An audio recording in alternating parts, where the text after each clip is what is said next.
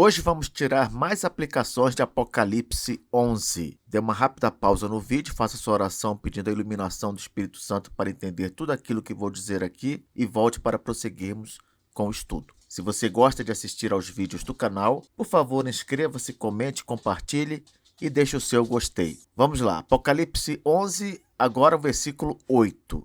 E o seu cadáver ficará estirado na praça da grande cidade que, espiritualmente, se chama Sodoma e Egito, onde também o seu Senhor foi crucificado. Cadáver de quem? Das duas testemunhas que simbolizam a igreja. O cadáver está estirado na praça da grande cidade, que nós sabemos simboliza este mundo caído, e se chama Sodoma e Egito, essa grande cidade, porque Sodoma e Egito juntos apontam para a imoralidade, idolatria e opressão. O que podemos tirar de aplicação de um versículo deste que mostra o mundo expondo a igreja derrotada? Podemos aprender aqui que um cristão, ele pode ser ridicularizado em público por defender valores bíblicos. Inclusive, muitos crentes têm medo de falar de Jesus, testemunhar devido a isso. Têm medo de serem ridicularizados, de serem motivo de chacota diante das pessoas. Mas quero incentivá-lo lembrando o seguinte, que o nosso Senhor Jesus Cristo, ele também foi humilhado publicamente. Você se lembra da última semana de Nosso Senhor antes da crucificação? Inclusive os momentos que precederam imediatamente a crucificação, ele foi humilhado diante de toda a Jerusalém de seus dias. Andou pelas ruas carregando aquela cruz, as pessoas acompanhando,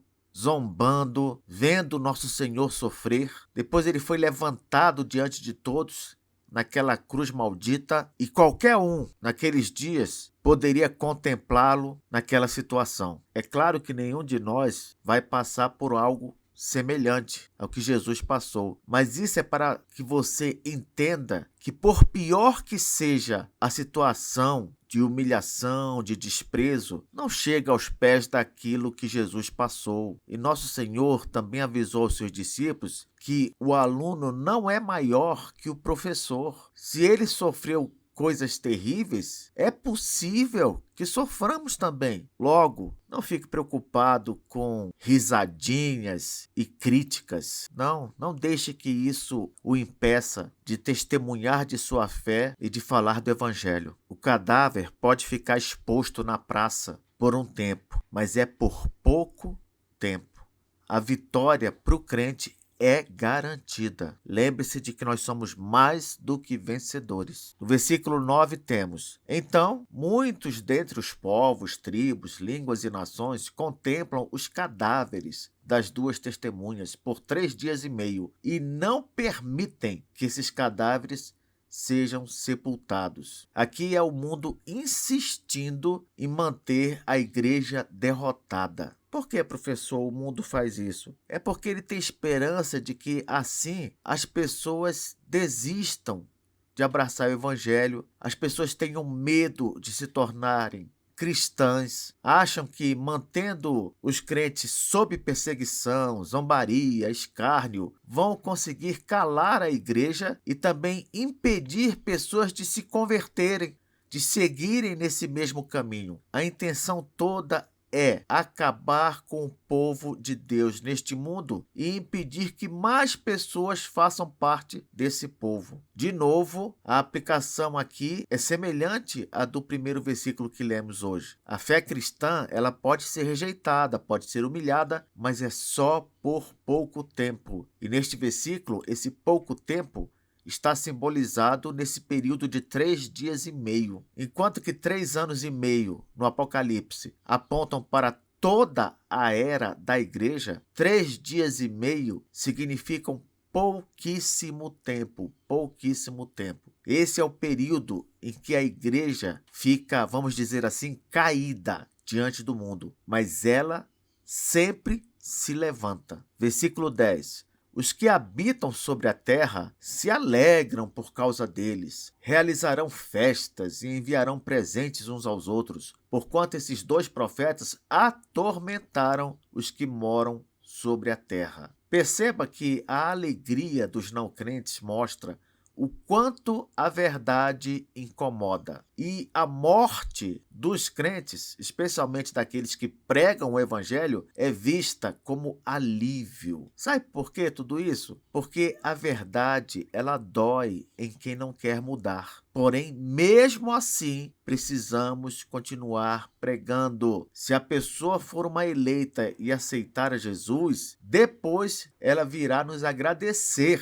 Inclusive, poderá até pedir desculpas pelo que fez conosco. Essa é uma verdade incontestável. Uma pregação sobre arrependimento pode sim ofender, mas é necessária para a salvação. Não estamos aqui para conquistar os não crentes pelo afago, pela bajulação, pelo oferecimento de ilusões. Não, estamos aqui para alcançá-los com a verdade. A verdade. É isso que importa. Então, entenda que a reação natural de alguém que não conhece a Jesus é rejeitar, fugir dessa pregação. Mas o Espírito Santo de Deus, se ele tiver um propósito nessa vida, não há barreira que possa detê-lo. O apóstolo Paulo, antes de sua conversão, não tinha qualquer interesse no evangelho, qualquer interesse. Mas no dia em que Jesus foi ao seu encontro na estrada de Damasco, ele creu no Senhor e se tornou o apóstolo que todos nós conhecemos. Então, se na sua casa, por exemplo, tem alguém que para você parece que jamais vai aceitar a Jesus, ou mesmo um colega de trabalho, não se engane. Tudo depende do propósito de Deus. Versículo 11. Mas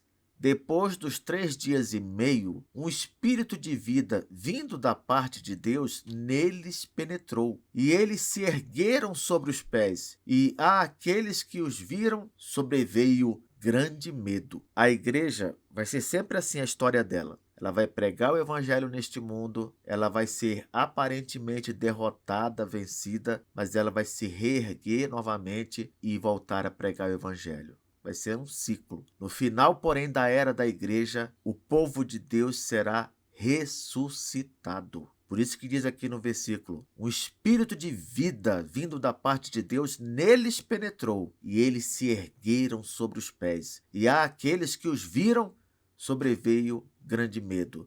Isso significa, evidentemente, que aqueles que não são cristãos vão ver o povo de Deus ressuscitar. A ressurreição das testemunhas mostra que o poder de Deus vence até a morte. Há um dito popular que é o seguinte: a solução para tudo, menos para a morte. Isso não é verdade, porque para Deus não há impossíveis. Essa ressurreição, ela vai ocorrer infalivelmente no final da era da igreja. A aplicação aqui é óbvia. A derrota não é um fim. Um dia venceremos até a morte física. Por fim, versículo 12. E as duas testemunhas ouviram grande voz vinda do céu, dizendo-lhes: subi para aqui. E subiram ao céu numa nuvem, e os seus inimigos as contemplaram. Os não crentes não vão ver apenas a igreja ressuscitando, vão ver a igreja